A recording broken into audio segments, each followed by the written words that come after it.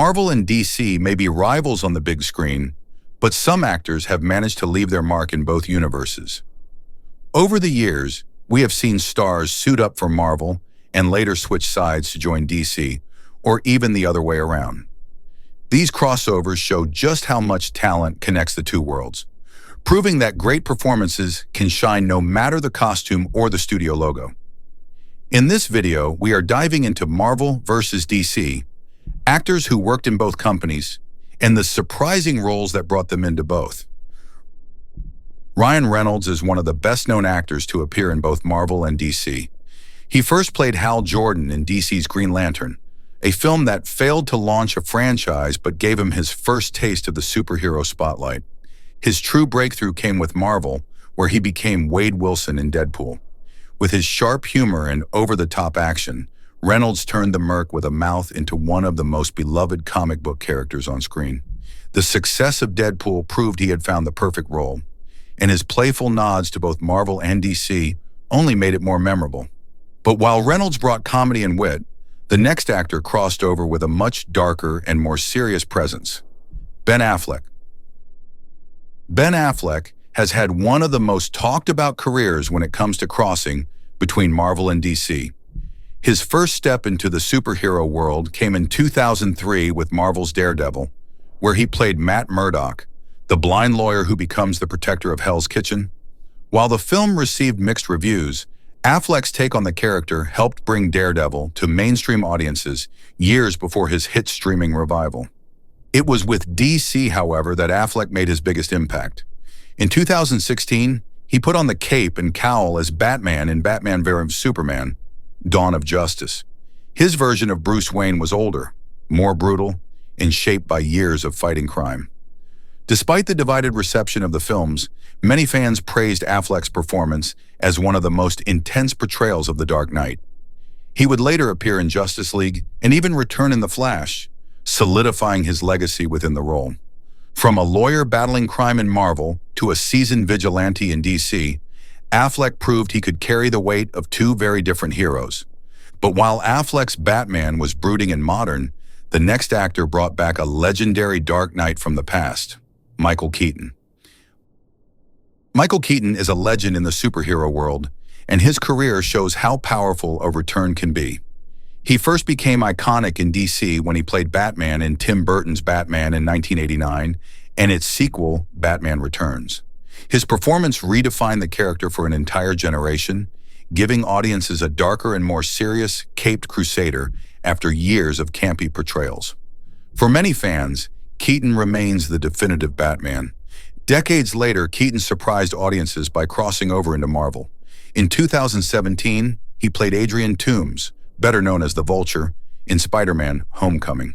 His grounded, menacing performance made him one of the strongest villains in the Marvel Cinematic Universe.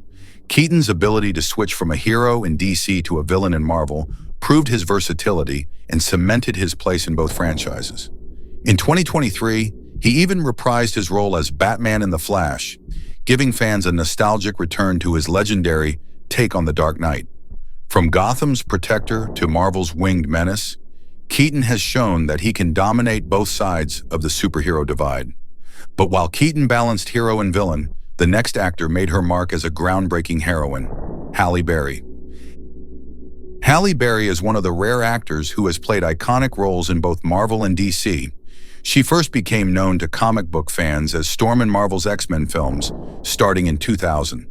With her commanding presence and powerful abilities, Berry brought the weather-controlling mutant to life across several movies, becoming a key figure in the early wave of superhero cinema. Her role as Storm helped pave the way for more diverse representation in the genre, and she remains closely associated with the character. Berry later stepped into DC, taking on the lead role in 2004's Catwoman. The film was critically panned and is often remembered as one of the weaker comic book adaptations. Yet Berry's willingness to fully commit to the role showed her dedication to bringing bold female characters to the screen. Even though the movie did not land with audiences, it highlighted her status as one of the few stars to headline both Marvel and DC projects. From controlling storms to prowling Gotham streets, Halle Berry carved out a unique place in superhero history. But while Barry brought style and strength, the next actor delivered raw power across both universes: Josh Brolin. Josh Brolin is one of the most remarkable crossover actors, leaving a lasting impact in both Marvel and DC. His first comic book role came with DC in 2010's Jonah Hex, where he played the scarred bounty hunter from the Old West. The film struggled at the box office, but Brolin's performance captured the grit and intensity of the character, showing his ability to lead a dark and violent story. It was with Marvel, however, that Brolin reached legendary status. He took on the role of Thanos, the Mad Titan, across multiple films in the Marvel Cinematic Universe. Through motion capture and his deep, commanding voice, Brolin turned Thanos into one of the most memorable villains in superhero history. His presence in Avengers, Infinity War, and Avengers: Endgame gave audiences a villain whose power and philosophy challenged Earth's mightiest heroes in ways no one had before. Brolin also appeared as Cable in Deadpool 2, proving he could embody more than one Marvel character with equal strength. From a cursed gunslinger in DC to the universe-threatening Titan in Marvel, Brolin proved he is a powerhouse in both worlds. But while Brolin dominated with raw intensity, the next star brought grace and cosmic adventure: Zoe Saldana. Zoe Saldana has become one of the most recognizable faces in blockbuster franchises, and her work in both Marvel and DC proves just how versatile she is. In DC, she lent her voice to Mary Marvel in the 2010 animated film Superman Batman: Apocalypse. While it was a smaller role compared to others on this list, it marked her entry into the DC world and showcased her ability to bring energy and heart to superhero storytelling. It was Marvel, however, that truly made Saldana a household name. She joined the Marvel Cinematic Universe as Gamora in Guardians of the Galaxy, playing the adopted daughter of Thanos and a fierce warrior with a complex past. Across multiple films, including Avengers, Infinity War, and Avengers: Endgame, Saldana brought depth and emotion to Gamora, balancing her toughness with vulnerability. Her performance helped make the Guardians a breakout success and cemented her as one of Marvel's most important cosmic characters. From voicing a hero in DC animation to bringing one of Marvel's most beloved characters to life, Saldana has shown her ability to shine across universes. But while Saldana carried grace and heart, the next actor brought intensity and menace to both sides: Michael Fassbender. Michael Fassbender is best known for his powerful performances, and his work in the superhero genre is no exception. In Marvel, he made a huge impact as Eric Lehnsherr, better known as Magneto, in the X-Men prequel films. Beginning with X-Men: First Class in 2011, Fassbender brought a raw intensity to the role, portraying Magneto as both a villain and a tragic figure shaped by pain and loss. His complex performance gave depth to a character often torn between vengeance and justice, and it remains one of the highlights of the X-Men series. What many fans may not realize is that Fassbender also appeared in the world of DC. Before his time as Magneto, he played Burke in the 2010 film Jonah Hex, alongside Josh Brolin. While his role was smaller, it still placed him in the DC universe, making him another actor to bridge the gap between the two rival franchises. From a supporting role in DC to redefining one of Marvel's most iconic mutants, Fassbender showed the range and intensity that has made him one of the standout actors of his generation. But while Fassbender mastered tragic power, the next star brought bold strength and charisma: Idris Elba. Idris Elba has carved out a strong presence in both Marvel and DC, bringing his trademark charisma and power to every role he plays. In the Marvel Cinematic Universe, he portrayed Heimdall, the all-seeing guardian of the Bifrost in the Thor films. From the moment he first appeared in 2011's Thor, Elba gave Heimdall a commanding presence, making the character far more memorable than his limited screen time suggested. His role grew across the sequels and Avengers: Infinity War, where he sacrificed himself to save others, leaving a lasting mark on Marvel's cosmic saga. Elba later crossed into DC with James Gunn's The Suicide Squad in 2021, where he played Bloodsport. This character was a mercenary with advanced weaponry and a dark past, but Elba infused him with both menace and humanity. His dynamic with the team, especially his reluctant leadership, made him one of the film's standouts. Many fans even considered him the heart of the story. From a noble Asgardian guardian to a ruthless but redeemable anti-hero, Idris Elba proved he can thrive in both Marvel and DC worlds.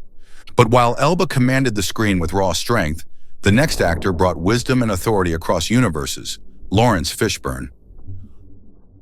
Lawrence Fishburne is no stranger to commanding roles, and his contributions to both Marvel and DC highlight his talent for bringing gravitas to every character he plays. In DC, he appeared as Perry White in Man of Steel and Batman vs. Superman: Dawn of Justice. As the editor-in-chief of the Daily Planet, Fishburne portrayed Perry with authority and wit, serving as a grounding presence in a world filled with gods and heroes. His performance gave weight to the human side of Superman's story. In Marvel, Fishburne shifted into the realm of science and superpowers. He played Dr. Bill Foster in Ant-Man and the Wasp, a character tied to the Goliath Project. His role connected to Marvel's long history of size-changing heroes. And while he was not the main focus, Fishburne's presence brought credibility and a sense of history to the film. It was another example of his ability to enrich even smaller roles with depth and authority.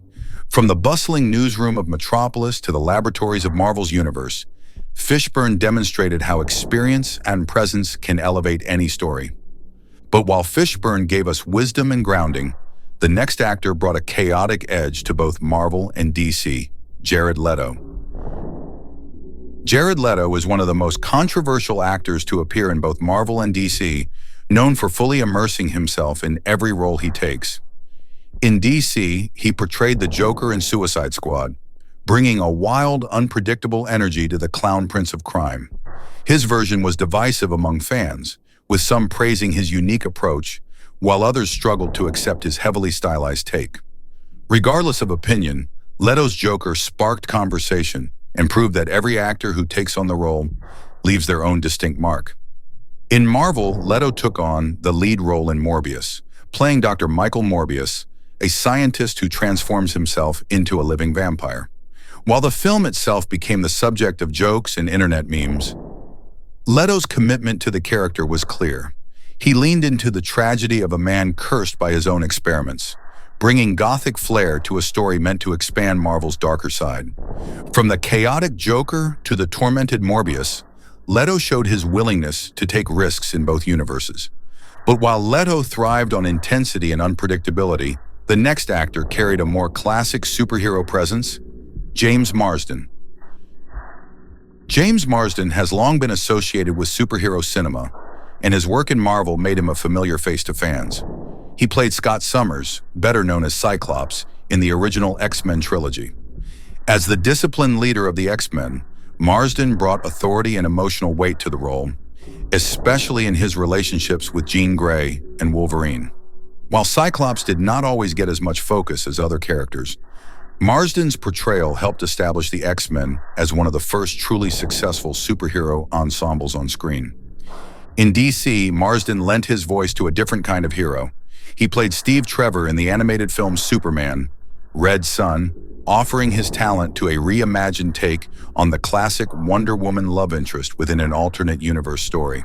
While it was not a live-action role, it still showed Marsden's connection to DC storytelling and his ability to bring heart to a supporting character. From Marvel's disciplined mutant leader to DC's animated soldier, Marsden proved he could adapt to different corners of the superhero world. But while Marsden carried a sense of tradition, the next figure blended humor, creativity, and chaos in unexpected ways: Taika Waititi. Taika Waititi is best known as a director, but his work as an actor in both Marvel and DC proves his versatility and playful spirit. In Marvel, he not only directed Thor, Ragnarok and Thor, Love and Thunder, but also voiced Korg, the lovable rock warrior who quickly became a fan favorite. With his dry humor and offbeat delivery, Waititi turned Korg into one of the most entertaining side characters in the Marvel Cinematic Universe, adding a unique charm to the cosmic adventures of Thor. In DC, Waititi appeared in James Gunn's The Suicide Squad, where he played Ratcatcher 1 in flashbacks. Though his role was small, it was crucial, as it added emotional weight to the story of Ratcatcher 2. His heartfelt performance brought depth to the character's legacy and showed that even brief appearances could leave a lasting impression.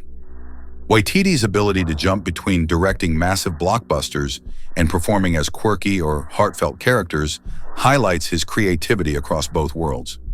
But while Waititi added humor and heart in his appearances, the next actor brought raw toughness and legendary presence to both Marvel and DC, Sylvester Stallone. Sylvester Stallone is a Hollywood icon known for his tough, larger-than-life roles, and he has managed to bring that same energy into both Marvel and DC. In Marvel, he appeared in Guardians of the Galaxy Volume 2 as Stakar Ogord, a Ravager leader who carried an air of authority and history. His performance, though brief, added weight to the Ravager's storyline and hinted at the larger universe of cosmic outlaws. Stallone reprised the role in Guardians of the Galaxy Volume 3, further cementing his place in the Marvel Cinematic Universe. Stallone also crossed over into DC with James Gunn's The Suicide Squad, where he voiced King Shark. This character was a perfect mix of menace and comedy, and Stallone's distinct voice brought personality to the hulking creature. King Shark quickly became a fan favorite, delivering both brutal moments and unexpected humor. From a Ravager leader in Marvel to a hungry shark in DC, Stallone showed that even in supporting roles, his presence is unforgettable. But while Stallone's performances thrived on toughness and grit, the next actor brought sharp authority and intelligence to both sides of the superhero world. J.K. Simmons. J.K. Simmons has given fans some of the most memorable performances in superhero films, and his crossover between Marvel and DC proves his versatility. In Marvel, he became iconic as J. Jonah Jameson in Sam Raimi's Spider-Man trilogy. With his booming voice and fiery personality, Simmons perfectly captured the fast-talking newspaper editor who was obsessed with exposing Spider-Man. Years later, fans were thrilled when he reprised the role in the Marvel Cinematic Universe, making surprise appearances in Spider-Man, Far From Home and Spider-Man No Way Home. His return showed just how inseparable he is from the character. In DC, Simmons took on a very different role as Commissioner James Gordon in Justice League. While his screen time was limited, Simmons brought authority and calm leadership to the part, embodying the trusted ally of Batman. He even returned in Batgirl, although the film was ultimately canceled before release. Fans still hope to see him play Gordon again in future DC stories. From a loud and comical newspaper boss to a steady and grounded Gotham Police Commissioner, Simmons demonstrated his range across both worlds. And that wraps up our look at Marvel versus DC, actors who worked in both companies. Let me know in the comments which crossover actor is your favorite, and if you enjoyed this breakdown, hit the like button and subscribe so you never miss the next deep dive into the world of superheroes.